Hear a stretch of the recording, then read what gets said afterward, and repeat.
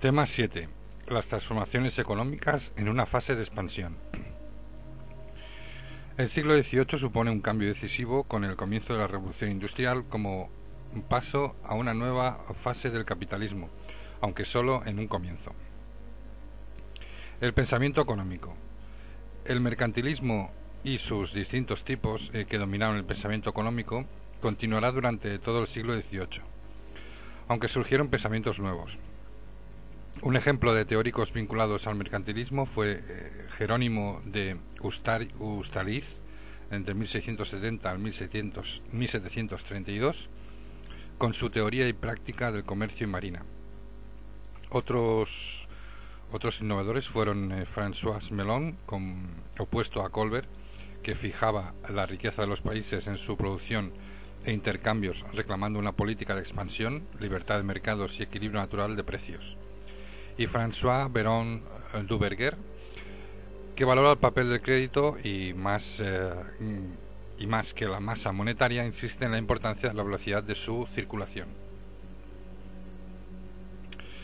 Avanza el siglo adaptándose cada vez peor a las necesidades de una economía en auge, ya que sus principios eran más un obstáculo que un medio de conseguir el desarrollo mercantil y manufacturero. Aparecieron pensadores críticos. El principal fue Richard Cantillon, que en su obra Essai sur la nature du commerce en général de 1755 cuestionaba las bondades de un comercio exterior excesivo y defendía la preeminencia de los propietarios territoriales, lo que le vincula a la fisiocracia. David Hume, entre 1711 al 76, defendía un régimen de libre concurrencia y libre cambio, así como el equilibrio de la balanza comercial sin necesidad de intervención política.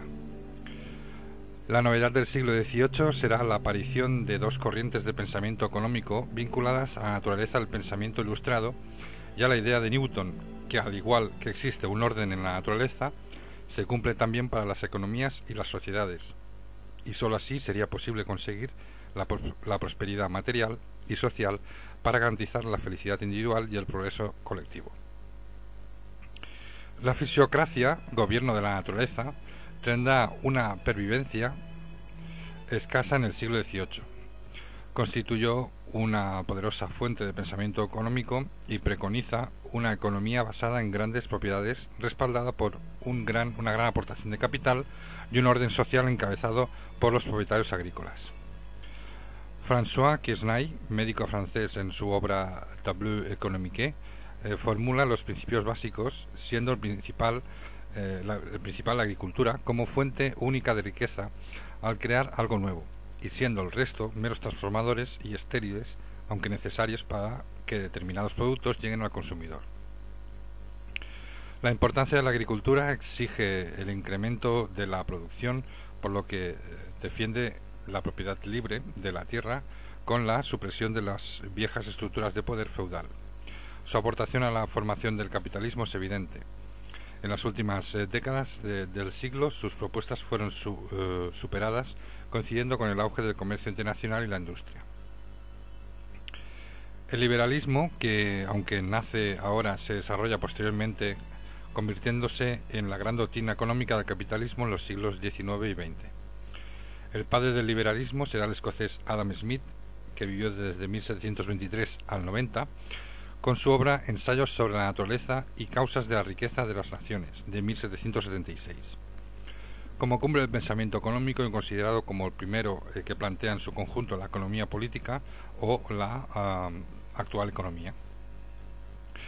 Es el orden natural que le induce a buscar el principio que regula la economía, una especie de física económica, en expresión de Pierre Leon. Es decir, el mercado se regulará de forma automática gracias a la mano invisible de los intereses mutuos, pues nadie comprará caro si puede hacerlo barato, o producirá un artículo que ninguno quiera comprar. Es la ley de la oferta y la demanda que rige el mercado de forma natural, consecuencia del trabajo que le cuesta fabricarlas y de la necesidad que el comprador tiene de ellas. El valor del trabajo aumenta, aunque más especializado sea, lo que reduce la oferta de la mercancía resultante. La acumulación de capital y su inversión son los motores esenciales de la economía y el crecimiento económico. Smith había puesto las bases del pensamiento económico liberal que estimulaba la iniciativa privada. Cierto es que la ausencia de los reguladores pronto daría lugar a abusos, pero el propio autor aludió a la necesidad de una actitud moral capaz de evitarlos. La exaltación del individualismo que hacían las nuevas teorías despertó reacciones que se pueden considerar como protosocialistas o antecedentes del comunismo. Etienne Gabriel Morelli, en su obra Code de Nature de 1755, basado en las ideas de Rousseau, defendía la supresión de la libertad individual y el establecimiento de una sociedad donde primara la igualdad. La coyuntura, moneda y precios. A finales del siglo XVII se inicia una recuperación económica a pesar de dos guerras que abren y cierran el siglo, la Guerra de los 9 Años y la de sucesión de España. Entre 1685 al 1715, los precios a la baja se mantienen, pero a partir de 1750 se produce un nuevo ciclo de alza que se agudiza hasta 1780.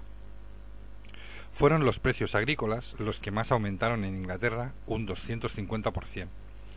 En Alemania y el norte de Italia fue de un 200%. En Francia de un 163%. Y en el conjunto de Europa al menos se duplicaron. Los cereales, y sobre todo el trigo, fueron los que más se encarecieron. La renta de la tierra y el beneficio de los propietarios aumentó bastante más que los precios de la industria o del comercio. Lo que revalorizó el suelo agrícola, elevó los arrendamientos, perjudicando el poder adquisitivo de los campesinos. En Inglaterra las rentas de algunos propietarios llegaron a aumentar hasta un 400% entre 1760 y 1800. El incremento de los salarios fue muy por debajo del aumento de los precios, lo que dañó a los sectores urbanos y a los asalariados del campo y de la ciudad. El crecimiento de los precios obedece a múltiples factores, entre ellos el notable aumento de metales preciosos disponibles en Europa. Destacando el oro de Minas Gerais de Brasil, descubierto en la última década del siglo XVI y que tuvo su auge en 1730, aunque comenzó a descender a mediados de siglo, al contrario que la plata de la América española, que junto al auge de la mexicana a finales de siglo, fueron los dos grandes beneficiarios, España y Gran Bretaña. La moneda se vio beneficiada con una gran estabilidad propiciada por la abundancia de metales preciosos y que fueron decisivas en las reformas adoptadas en España entre 1680 a 86. España y Portugal volvieron a sufrir a finales de siglo sendas inflaciones monetarias agravadas por la introducción del papel moneda. Agricultura y ganadería. La gran mayoría de la población europea trabaja en la agricultura, que es imprescindible para la alimentación regular, el aumento de la renta de la tierra, el desarrollo del comercio y las manufacturas. El siglo XVIII fue mucho más benigno que el anterior, lo que se tradujo en una mejora de las cosechas, aunque con malos años y crisis de abastecimiento. Predominan aún los campos abiertos, aunque cada vez aumentan más los cercamientos vinculados para hacer más rentable la explotación agraria y separar agricultura de ganadería. Incrementa también la propiedad privada y el tamaño de las fincas con restricción de usos y aprovechamientos comunales. Se tiene que producir más para abastecer a una población creciente, lo que se conseguirá mediante la extensión de superficies cultivadas y los pastos en prejuicio de bosques y tierras baldías. En el siglo XVIII crece el interés por la agronomía y revalorización de la naturaleza propia de la Ilustración, la importancia de la tierra concedida por la fisiocracia, el auge de los precios agrícolas y del suelo. Se extiende el deseo de mejorar la productividad de la tierra y la cría de ganado con métodos más eficaces analizados en tratados, publicaciones difundidas a los campesinos a través de sociedades y escuelas agrarias. Importante fue Jethro Tull, que inventó una nueva máquina cosechadora que difundió en su obra la nueva labranza mediante la tracción equina, de 1731, siendo conocida en Francia. La química colaboraría en la agronomía con los primeros estudios sobre las composiciones de los suelos, iniciándose especialidades como la zootecnia. En los Países Bajos empieza a usarse el arado Brabante, más complejo y eficaz, y en Inglaterra máquinas de trillar y aventar rudimentarias. En ganadería destaca el granjero Robert Bakewell, quien mediante una serie de cruces mejoró el ganado bovino y ovino, y en diversas zonas se producía una mejora de la alimentación y el cuidado de los animales. Los gobiernos impulsados por el absolutismo ilustrado efectuaron reformas agrarias para mejorar la distribución de la propiedad, limitar privilegios señoriales y aumentar la productividad de la tierra. Los mayores éxitos se produjeron por la desecación de las zonas pantanosas, en la organización de migraciones para colonizar espacios vacíos, especialmente en Rusia, Austria o Prusia. En los Países Bajos hubo a partir de 1765 una fiebre de construcción de polders. El objeto de los tratadistas es difundir la rotación de cultivos para eliminar el barbecho y establecer una nueva relación entre la agricultura y la ganadería, como en Inglaterra o Lombardía. Se introdujo el nabo en Norfolk, que permitió un sistema de 4 hojas, Norfolk System, con trigo, cebada, trébol o avena y nabos, y esto, junto al abono del ganado, facilita la recuperación del terreno cultivado y permitía eliminar los periodos de descanso conseguido con 4 cosechas al año, orientadas a la alimentación humana o ganadera. Allí donde se pusieron en marcha innovaciones, se logró un avance productivo basado en el triángulo producción agraria intensiva, cría de ganado estabulado y acceso al mercado urbano. Se experimentó con la producción de frutales, huertas, sistemas de regadío, etc., promovidas la mayoría por los reyes en las tierras de sus palacios. Hubo una expansión del trigo candeal, más valioso para la alimentación humana, y se incrementó el cultivo de la vid por la mejora del nivel de vida y la demanda de la vida urbana, especializándose en algunas regiones, como en el caso de la Champagne en Francia o Jerez en España. El maíz, ya desde el siglo XVI, supuso una mejora alimenticia notable, dada su alta productividad, además de que eliminaba el barbecho, aunque requería grandes cantidades de abono mineral y de agua, lo que lo limitaba a las regiones húmedas. El cultivo más novedoso fue el de la patata, cuya ventaja era su adaptación a los suelos pobres, elevado rendimiento y su alto valor nutritivo. En Irlanda y Alemania se introdujo a raíz de las malas cosechas entre 1740 al 70, y en algunas zonas de Dinamarca, Prusia y Sajonia era ya casi un monocultivo a finales de siglo. En España se difundió en Galicia, generalizándose en la primera mitad del siglo XIX. Importante fue el avance de la ganadería estabulada y el aumento de la demanda de carne para el consumo humano. Mientras que en Inglaterra y el norte de Europa predominó la ganadería bovina, en el área mediterránea lo hacía la ovina. La agricultura y la ganadería experimentaron mayor progreso en Inglaterra por la importancia de la tierra libre gracias al desarrollo de los enclosures, los comienzos de la revolución industrial o la disponibilidad de financiación. En 1700 los campos abiertos ocuparon la mitad de la tierra y ya en 1820 solo quedaba sin cercar un 3%. Otro hecho fue la especialización productiva de comarcas y regiones, surgiendo así regiones orientadas a la industria, cuya alimentación provenía de fuera de las mismas, y otras dedicadas a la producción agrícola y ganadera, especialmente los condados del sur y los del este. El auge económico del campo atraía dinero y proporcionaba beneficios, muchos de los cuales se reinvertían en los canales para el riego o el transporte. El auge del comercio. El aumento de demanda y el crecimiento económico del siglo XVIII va a ser beneficioso para un comercio pionero en introducir medidas capitalistas. Los mercados alcanzarán niveles de relación e integración muy superiores a siglos anteriores, lo que redujo las posibilidades especulativas y los márgenes de beneficio, regularizaron la actividad mercantil y contribuyó a la expansión de intercambios. Aunque los estudios se fijan en el comercio transoceánico, la actividad más constante y que movía mayor volumen de productos era la diaria en mercados de escaso radio. Muchos gobiernos facilitaron las comunicaciones construyendo caminos, puentes y canales o mejorando la seguridad. Se legislan disposiciones orientadas a la eliminación de obstáculos como aduanas, peajes, prohibiciones, etc., aunque no siempre fueron del todo efectivas. Este auge comercial, favorecido por el avance de las comunicaciones, contribuyó a ampliar el radio de los mercados.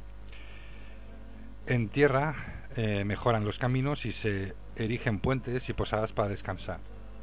En la Europa continental, España, Francia, etc., la iniciativa fue de los gobernantes que buscan modernizar su país, mientras que en Inglaterra las obras las hacen particulares o compañías que se financiaban cobrando peajes o derechos de paso. La construcción de canales ampliaba la vía fluvial, más rápida y barata que la terrestre. En navegación se inventó el cronómetro en 1763, que fijaba la longitud. En construcción naval, los barcos mercantes se armaron aumentando el espacio de carga, prescindiendo de cañones y zonas defensivas, diferenciando así barcos comerciales y de guerra. Predominan buques alargados y estrechos que facilitan rapidez y maniobrabilidad, y en 1705 se inventa el timón de rueda. Los prototipos desarrollados son el Indiamen para comercio transatlántico, la corbeta, la goleta o el brick. En comercio interior, la tienda permanente en la ciudad va sustituyendo a los mercados y ferias. Los comerciantes se agrupan en gremios. Lo más novedoso es la expansión de un mercado interior, sobre todo en Inglaterra, con tal crecimiento que se convirtió en el principal consumidor de sus propios productos por encima del exterior. El transporte sufre transformaciones, más especializado y con menos riesgo, lo que trajo una reducción del precio de los fletes y aumento de las compañías de seguros. Gran Bretaña se convirtió en la primera potencia mercantil, afirmando su predominio desde principios del siglo XVIII, sobre todo tras llegar a tratados que facilitaron su presencia legal en las posesiones ultramarinas lusas y españolas, hegemonía conformada por la Guerra de los 7 Años, desde 1756 al 63, que consolidó su presencia en la India y en Norteamérica. El Mediterráneo tuvo cierta reactivación del comercio con el Próximo Oriente, con participación inglesa, neerlandesa y francesa. Esta por sus buenas relaciones con el Imperio Otomano a través del puerto de Marsella. Otros puertos fueron Livorno y Trieste, puerto de los Habsburgo, que tuvieron un crecimiento que les permitió competir con Venecia. Mayor fue la reactivación del Báltico, donde comerciaban neerlandeses, británicos, junto a otros países alejados que necesitaban productos procedentes de este mar. Prusia o Rusia y su auge económico también ayudan a explicar la gran actividad del Báltico. San Petersburgo desplaza a Riga en el protagonismo portuario. Al norte de Alemania se desarrollan Hamburgo y Königsberg, en detrimento de Lucberg. Las rutas eran múltiples y relacionaban áreas diversas, siendo la más llamativa la comunicación entre las economías del norte y sur, donde los intercambios entre Báltico, que aportaban hierro, cobre, lino, madera, alquitrán, pieles o cereales, y el Mediterráneo, que aportaban frutos secos, aceite, vino, lana o seda. El gran comercio por el Atlántico con América aportaba, entre otros, los medios de pago para el comercio y la economía europea.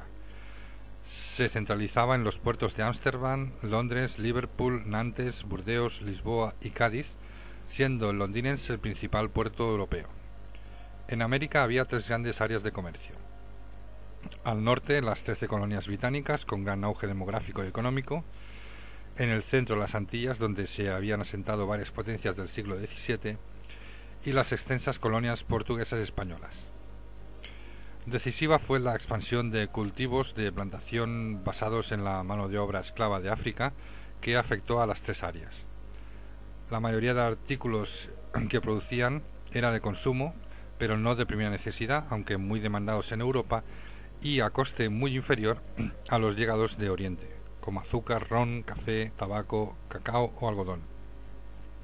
Esto conllevaba un régimen de monocultivo que no dejaba espacio para otros productos agrícolas traídos junto a otras manufacturas de Europa.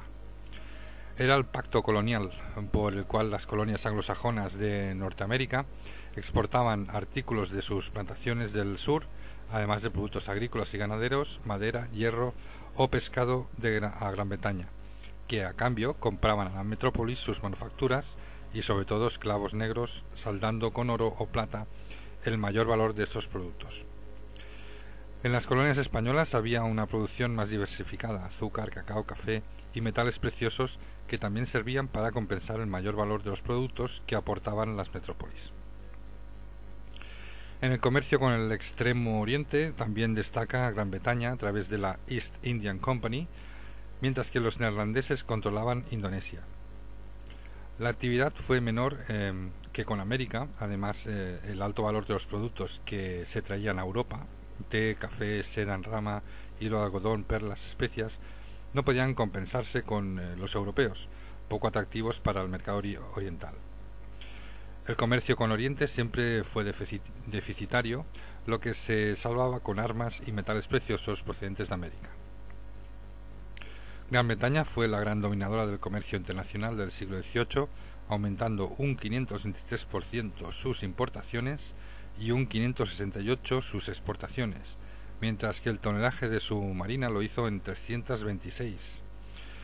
El segundo fue Francia, aumentando un 300% su mercado exterior y un 204% el tonelaje de su marina. Las finanzas. El auge comercial propició el desarrollo financiero en el último tercio del siglo. Desde sus orígenes, la actividad financiera y bancaria surgió desde el mundo de los comerciantes. Para el negocio, una de las claves era la información sobre precios y mercancías. Ámsterdam fue la principal plaza donde grandes firmas y comerciantes centralizaban operaciones mercantiles a través del crédito. No obstante, la crisis en 1763 al 73 implicaron que los financieros de Ámsterdam reorientaran parte de su actividad hacia el préstamo a gobiernos europeos y que también harían en Génova, Ginebra o Frankfurt. Hasta comienzos de los años 60 del siglo XVIII, la mitad de los capitales neerlandeses se invirtieron en Gran Bretaña, sobre todo el Banco de Inglaterra, la East Indian Company y títulos de la deuda pública. En 1777, Lord North estimaba que los neerlandeses controlaban 3/7 partes de la deuda pública británica. El exceso de dinero disponible hizo que la banca holandesa se dejara atrapar por estos préstamos a los estados, lo que le provocó serias pérdidas con la quiebra de Francia en 1789 y la posterior revolución y guerras.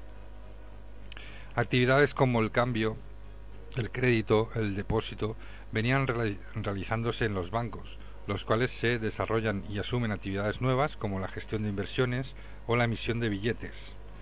Los primeros billetes fueron emitidos por orfebres ingleses en el siglo XVII y en 1661 el Banco de Estocolmo fue pionero en la emisión de papel moneda con el objetivo de eliminar las pesadas monedas, aunque tal iniciativa le llevó a la ruina en 1664, siendo refundado como Banco de Suecia en 1668. En 1694 se creó el Banco de Inglaterra, vinculado a las necesidades financieras de la corona británica. Progresivamente consiguió gestionar el crédito y la deuda pública y emitió billetes apoyado por el Parlamento. En Francia no hubo un banco nacional hasta 1800. Si bien en 1776 se creó una caja de descuento que prestaba dinero a la Hacienda Real y que estuvo al borde de la quiebra por la voracidad de ésta y el impago de sus créditos. En España, en 1782, Carlos III creó el Banco de San Carlos, origen del Banco de España, constituido, como el de Londres, por un consorcio de financieros. En las bolsas, el auge de las compañías por acciones extendió la compra-venta de sus títulos. La de Ámsterdam comerciaba con empresas privadas y con títulos de deuda pública. Una bolsa similar se creó en 1720 en Hamburgo, en París en 1724, Berlín o Viena en 1771. La especulación y el deseo de rápidas ganancias provocaron problemas, el más significativo el de la South Sea Company, que en 1719 ofreció a la corona la consolidación de 31 millones de deuda pública sobre la base de los beneficios esperados del comercio con la América española, gracias al derecho de asientos de negros. Otro caso de especulación nociva fue la Banque Royale de Francia en 1716, que por medio de depósitos y emisión de billetes trató de hacer frente a parte de la enorme deuda de la Hacienda Real. Los beneficios se esperaban del monopolio del comercio con Luisiana gracias a la Compañía de Occidente. Pese a la oposición del Parlamento de París, el Banco Real se inmiscuyó en la recaudación de impuestos indirectos, mientras la Compañía de Occidente absorbió a otras y se convirtió en la Compañía de las Indias. En 1720, banco y compañía se funden, pero la promesa de desorbitados dividendos y sus accionistas generó una burbuja especulativa que explotó haciendo quebrar el banco. El papel moneda fue retirado de circulación y Francia impidió que la Hacienda Real se beneficiara de créditos ventajosos y dividiera la carga de sus costosos préstamos. En España aumentó la deuda pública y la intervención en la Guerra de la Independencia de Estados Unidos llevó a emitir vales reales, que eran títulos de deuda que podían usarse como papel-moneda. Pronto se devaluaron y en 1788 la deuda superó los 2.000 millones, mientras que los ingresos estaban en 618 millones. La creación en 1782 del Banco de San Carlos obedeció a la necesidad de regular el valor de los vales reales y otorgarles confianza, si bien volvieron a devaluarse por nuevas emisiones para financiar guerras. Manufacturas e industria. Los comienzos de la Revolución Industrial. El siglo XVIII se presenta como la etapa final del sistema gremial, pese a la fuerza que todavía atesoraban en algunas zonas. En la Toscana fueron suprimidos en 1770, en Francia a duras penas resistieron hasta la Revolución Francesa y en España perdieron a partir de 1770 sus privilegios y monopolios. En Inglaterra estaban en plena decadencia. En el siglo XVIII aparecerán nuevas formas de organización que tendrán a sustituir los gremios, como las siguientes. Empresas protocapitalistas serán las primeras fábricas, entre comillas, con concentración de producción y de trabajadores para realizar las diferentes fases de la misma a través de fuertes inversiones con infraestructuras. Será en el campo de la minería, la construcción naval, de armamento, metalurgia y para la producción de vestidos para soldados. Son el anticipo de las fábricas de la Revolución Industrial que seguían el patrón de industria de subsistencia. En segundo lugar tenemos las manufacturas reales, que desde Francia en el siglo XVII e impulsadas por Colbert, se expandirían por los países del absolutismo ilustrado. Realizaban los productos de lujo desde espejos, tapices y porcelanas. Su problema es el restringido mercado y estaba condenadas al fracaso por la falta de competitividad. El tercer sistema es el sistema doméstico o Verlag System. Fue el sistema impuesto por los mercaderes de la Baja Edad Media, de distribución de materias primas y maquinarias por el mundo rural y lejos del control de los gremios.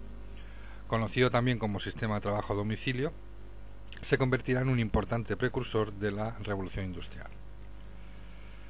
El sector más representativo fue el textil, desde la manufactura lanera, que llevará consigo el cambio de producción de los paños tradicionales, a las producciones de menor calidad como las sargas y estambres en zonas de Inglaterra, Francia, Alemania o España. Crecieron otros sectores textiles como la sedería en torno a Lyon, Piamonte y Valencia, el lino en Flandes, Normandía, Bretaña o Baja Sajonia, entre otros, el algodón en los Midlands, Suecia, Bélgica o Cataluña. Otros sectores fueron la cuchillería de Solingen y Sheffield, la ferretería de Leija o la pequeña metalurgia, cadenas, clavos, etc., de zonas como Birmingham o la más famosa relojería de Suiza. El resultado fue la regionalización de la producción a través de empresarios que tenían a sus órdenes a miles de trabajadores. La empresa familiar de Van Robbals de Abbeville, fundada en 1665 a propuesta de Colbert y dedicada a la panadería, llegó a contar con 10.000 trabajadores, con 1.800 en un mismo centro de producción. Los tres sistemas eran el embrión de la revolución industrial, pero era necesaria la llegada de la separación del capital del trabajo y las nuevas máquinas industriales.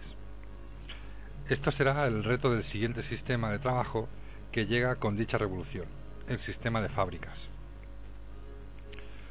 Uno de los principales productos que impulsó la revolución fue el algodón en Inglaterra, por ser el que mejor se adaptó a las nuevas máquinas.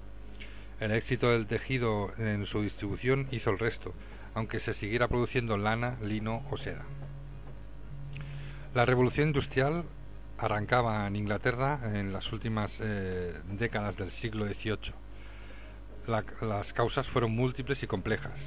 Elementos como el aumento de capital fijo, mecanización progresiva y producción en serie facilitaron el progreso. El porqué de Inglaterra podemos buscarlo en un mejor sistema de propiedad industrial, una estructura de sociedad más evolucionada y mentalidad comercial abierta. Inglaterra se encaminó al comercio exterior de productos manufacturados y materias primas y se convirtió en claro exportador, y sus beneficios repercutieron económicamente en inversiones para la industria. La acumulación de nuevos inventos no fue casualidad, sino un trabajo de varias generaciones que se aprovechan de las buenas condiciones económicas para la financiación de estos proyectos. El hilo conductor fue el algodón, residual a principios del siglo XVIII frente a la lana, que se convertirá en el elemento a mejorar y que potenciará la mejora en la maquinaria. Los principales hitos del siglo XVIII serán: primero, en 1731, la lanzadera volante de John Kay, que doblará la producción de tejidos e introdujo la necesidad de mejoras en el hilado, más rapidez y resistencia. En 1765 llegó la Spinning Jenny de James Hargreaves, un utensilio portátil que aceleraba el hilado y en la que un solo operario podía hacer varios carretes de hilo. Y en 1785 aparece un rudimentario telar mecánico inventado por Edmund Cartwright, aunque difícil de manejar, ya que se irá completando con las mejoras oportunas. Pero otro invento paralelo revolucionará la industria. Se trata de la máquina de vapor de Watt en 1769, que trabaja sobre los avances de antecesores. Perfeccionada en los años siguientes por el industrial Matthew Boulton, acabó con la dependencia de la naturaleza, es decir, la energía hidráulica, y abrirá las puertas de la revolución industrial. En 1789 las máquinas de vapor llegan a los telares de algodón. La metalurgia fue otra gran industria de la revolución. Los productores en bruto de hierro eran Suecia y Rusia. Inglaterra y en menor medida los Países Bajos lo transformaban. El principal avance vino de la familia Darby de Gales por la introducción del carbón mineral y las mejoras en los altos hornos. En 1784, Henry Cort inventó el procedimiento de pudelación para mejorar la producción de acero y hierro. En todos los avances se ve la aplicación de la química, que alcanza su estatuto científico en el siglo XVIII. También produce un cambio de ubicación de la metalurgia de los bosques a las zonas carboníferas de Gales y los Midlands, al borde de ríos y canales navegables. Pero los avances irán llegando a todos los productos, como a la seda por los franceses, que aportan mejoras en la proliferación de telas pintadas. Las Provincias Unidas ponen las bases de la producción automática de papel, pero la verdadera revolución vendrá de la producción del algodón. Como muestra un gráfico de la evolución de la importación de algodón en Inglaterra, donde si en 1709 apenas pasaba del 1.000.000 de libras, medida de peso, en 1804 casi llegaba a los 43 millones y a principios del siglo XIX lograría superar a la lana. En exportaciones del producto manufacturero creció entre 1700 al 1780 un 5,36%.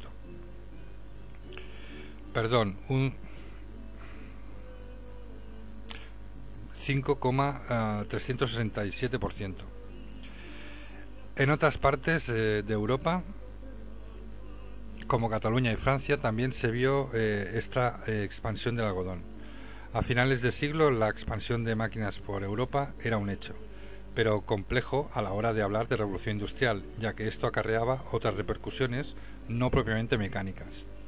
En cuanto a la metalurgia, si a inicios de siglo una fábrica de los Derby producía 600 toneladas al año, a finales pasaba de los 14.000.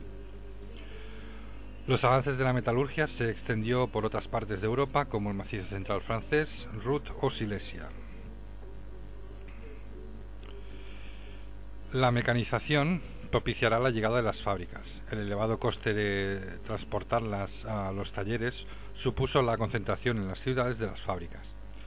Aparecía así el Factory Systems, la nueva forma de organización de trabajo que produjo las primeras regiones industriales en el eje Liverpool, Manchester, Birmingham, Newcastle y los primeros Trust, concentración de empresas del mismo sector, y esto se expandió a Lorena y Alsacia. También nacerán otras formas de concentración vertical en la que una misma empresa se ocupaba en la metalurgia desde la extracción al producto final. Nacen así los primeros cárteres, grupos de empresas del mismo producto, para su control de precios, mercado o producción. Los ejemplos son los metalúrgicos para la fabricación de barcos y los hulleros de Newcastle. Los inventos y el vapor se traducen en una nueva forma de trabajo. Se pasa del artesano que produce por habilidad un producto para el consumo cercano y destinado a cubrir las necesidades básicas a una producción en masa por personal no cualificado y para un consumidor que vive a miles de kilómetros.